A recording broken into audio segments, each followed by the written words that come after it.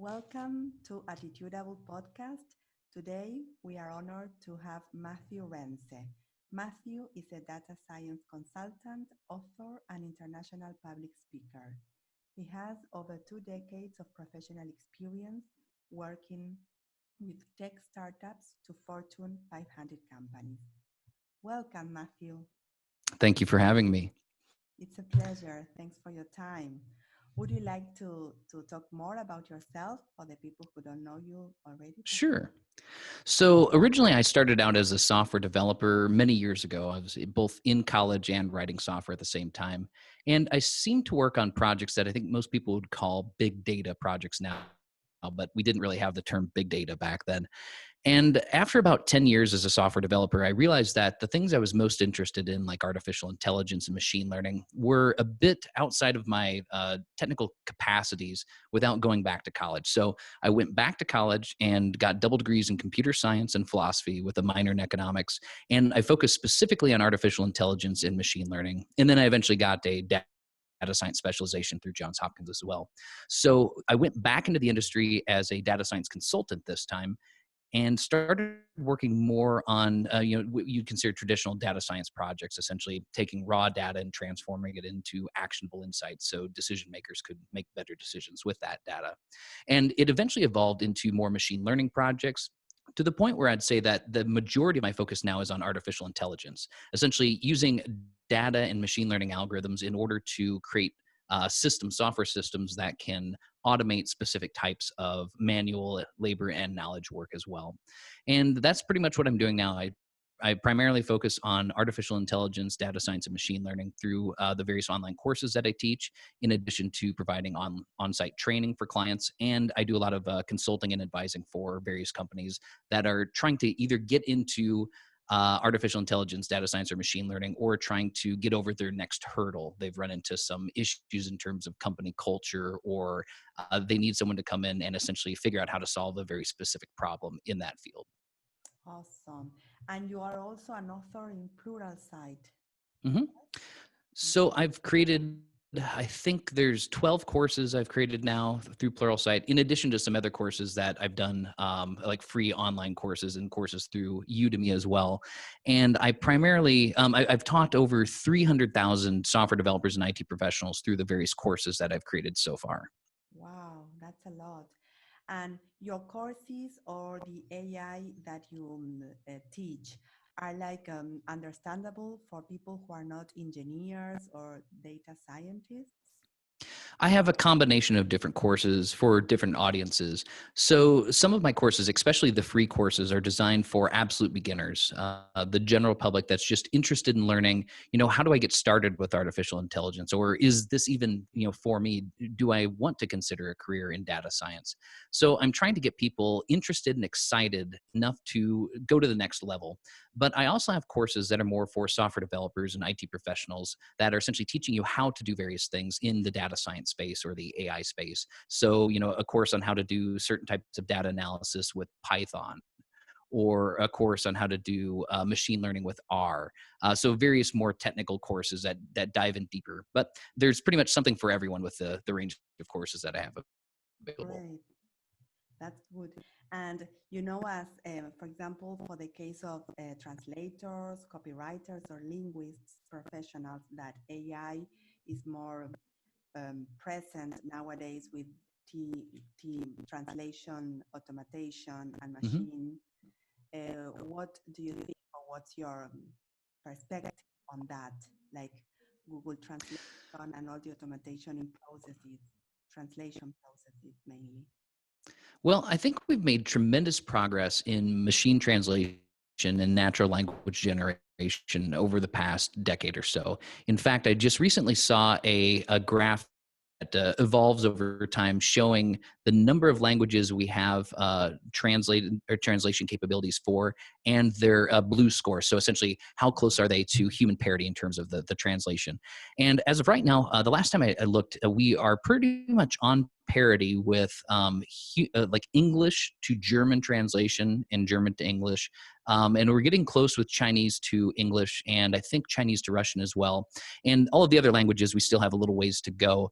But we're now getting to the point where we have roughly equivalent translation capabilities from a machine that we would have from a human. I don't think this means that the translators are going to disappear, at least not overnight anyways. I think there's still going to be a human being involved in this process that will look at the translation and go in and make more fine-tuned corrections for quite some time yet. The machines, while they're really good at kind of doing the busy work, they're not great at nuance. And so things like sarcasm, they have a lot of difficulty with. Local idioms or dialects, those things are difficult as well.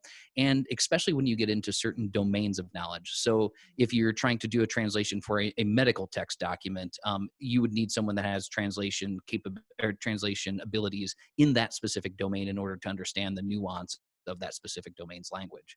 So yeah, I don't think human translation is disappearing, but I think a human translator is going to be significantly more powerful here, using these tools as an aid to essentially do the busy work for them and then just do the cleanup and the management of this process afterwards. It's not something we have to fear, but just to try to embrace it. You mean to Yes, get I on it? think I think there are people that have the thought that AI is an enemy in some way, shape, or form. But when you switch your mindset to, artificial intelligence is essentially a tool that makes each human being more powerful in their ability to do the work that they're trying to do. I think that mindset essentially helps you work with AI rather than work against it. You're right. Yes, I understand.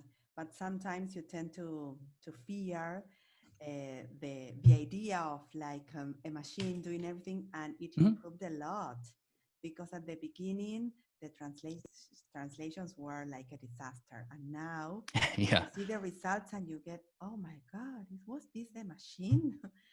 But it is. Yep. That's I think a lot of that boils down to exponential growth curves, which technology is one of these curves that it looks really dumb early on when you start trying to automate something with AI. And then one day you wake up and it's like, oh wow, this is like really good. And then within another year or two, it's better than any human being on the planet. And so, we will eventually get to that point with a lot of tasks. There will be some tasks or some jobs essentially where most of the work in those jobs will be automated. And these jobs are largely defined by things like, are they repetitious? Are they, low complexity? Are they dangerous for human beings to do? Are they, simple? And a bunch of measures we could use versus jobs that are less likely to be automated, which are jobs that are complex, creative, compassionate, require establishing trust, maybe more strategic, and other things in what we consider to be the more human dimensions of jobs. And the thing I think most people need to understand is that while there are some jobs that will be entirely automated, there's no doubt about that. Certain things like we've already seen several jobs automated in the past decade entirely. Telephone switchboard operators no longer exist, and paralegals, for one, have been largely replaced by search engines of literature, of legal literature. And Mhm. so we'll see some jobs completely disappear and some jobs that will be really resistant, like nursing, teaching, especially of young children. These jobs are unlikely to be automated anytime in the near future. However, a lot of the day-to-day tasks that you do will be automated. So the people that are essentially embracing AI technologies in order to help them do their job more effectively will be the ones that essentially come out on top, whereas the people that are resistant to this change will be the ones that essentially become obsolete in a highly competitive job market where you've got people that are leveraging AI and others that are not. So we will have to be like a very a close look on how it keeps on evolving and transforming hmm depending And on the industry. Mhm. adapting to change is probably one of the most important takeaways from all of this. It's those people that essentially resist change that struggle with these new technologies the most, and those that are adapting to change seem to do just fine in the long run. Yes. As for example, I am very familiar with working remotely and virtually from different parts of the world. But now that most people are or have to get used to working all alone and in isolation, uh, competition is like we have more competition. I mean, more people are doing all the same, Mhm. whether you were used to it or not. It's the new way of working. Yeah, remote work has been a big transition for a lot of people. I made the switch to working remotely, probably 5 years ago now, where I was working sometimes at work and then sometimes at home. And eventually it got to the point where I do almost all of my work at home, unless I'm traveling to a client site specifically to do on-site training or to speak at a conference or something like that. And so while I was essentially prepared to this and have already adapted to it, I do see a lot of people that are significantly struggling with it, and in ways, I think it is kind of the new norm. I think there are a lot of businesses that had resisted remote work for quite a long time, but now that they are forced to have to do it, they're essentially recognizing, there are actually quite a lot of benefits of this, and not just from the employer perspective, from the employee's overall well-being and mental health perspective as well too. If someone just for whatever reason needs to take a day to work home, having the option to do that is much better than being forced to have to be at work for a day where you just do not want to be there.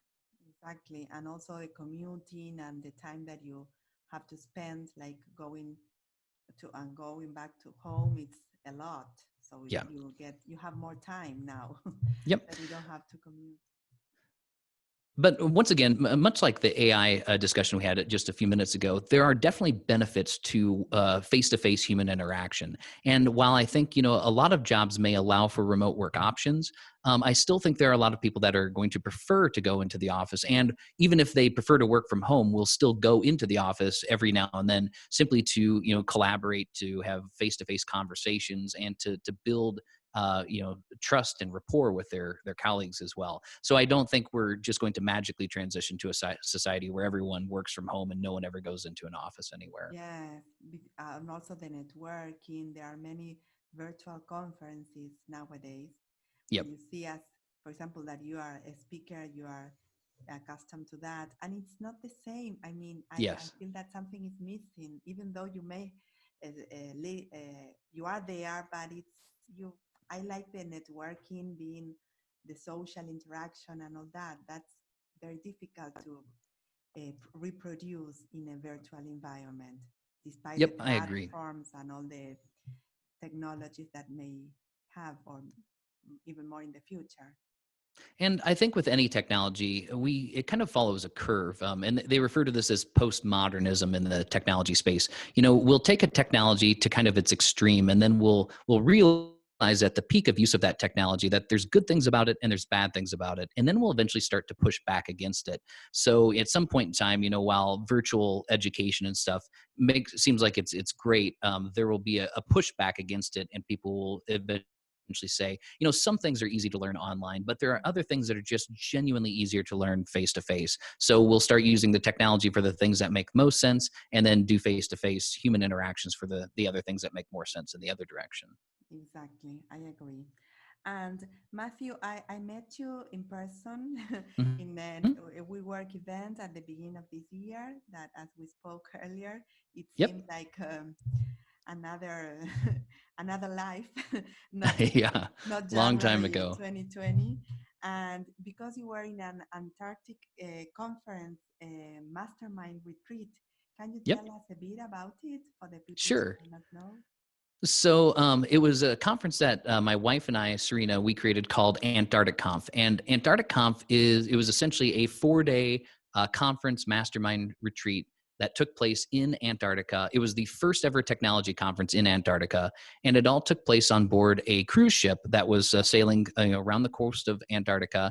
And we brought some of the best speakers from around the world to get together to essentially give presentations, to share knowledge with one another, and to have conversations about topics that we all thought were interesting. So it worked like this: each person would give a presentation, and then we would have the second half of the day, we'd have little one-on-one conversation sessions where we'd talk about the topics that were most interesting out of the presentations. And the combination of those presentations plus what we call an unconference session, where we're essentially just having a hallway conversation, was really valuable. And I think people really liked the formula, in addition to the fact that we got to see Antarctica as a result of participating in this conference. It Yeah. was a great experience, and I would highly recommend it to anyone. We also ended up taking all of the presentation videos and putting them online free of charge so that anyone that was interested could learn from the information that we shared at the event, just to make it a benefit to everyone. I will put all the on the notes for people Oh, to excellent. watch it. And are you planning another one in the near future or a similar?